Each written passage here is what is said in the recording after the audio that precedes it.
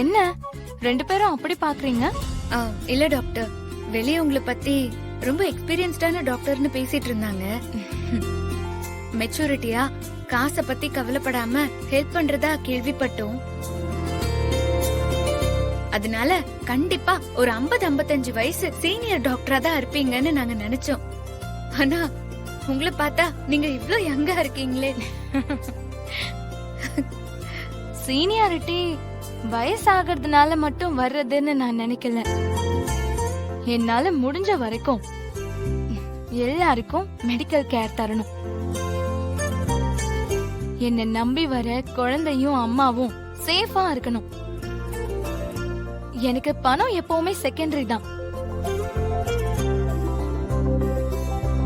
என்ன கம்ப்ளைண்ட்? இந்தாங்க.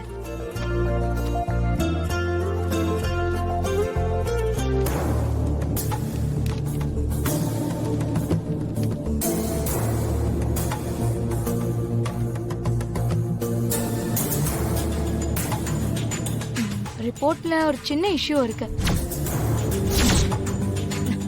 ஆனா பெருசா வரி பண்ணிக்க தேவையில்லை. ஓகே, நான் கொடுக்கற மெடிசன்ஸ் மட்டும் ஒழுங்கா எடுத்துக்கணும்.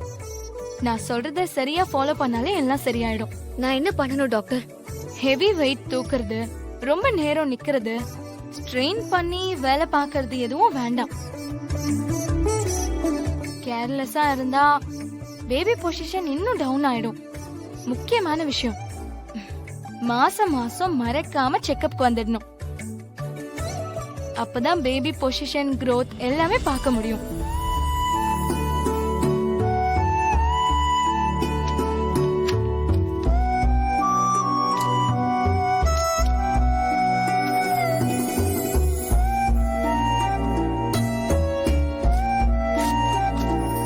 இந்த மெடிசன்ஸை ரெகுலரா எடுத்துக்கணும். நெக்ஸ்ட் மந்த் கண்டிப்பா செக்கப்க்கு வரணும். பேபி பொசிஷன் எப்படி இருக்குன்னு பாத்துடலாம். சரி டாக்டர், அப்ப நாங்க கிளம்புறோம்.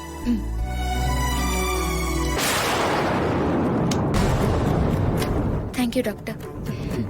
தேங்க்யூ. Thank you doctor. பா. நர்ஸ் டாக்டர், எனக்கு ஒரு அர்ஜென்ட் ஒர்க் இருக்கு, நான் கிளம்புறேன். பேஷண்ட்ஸ் வந்தா நாளைக்கு வர சொல்லுங்க. Okay, any emergency call me.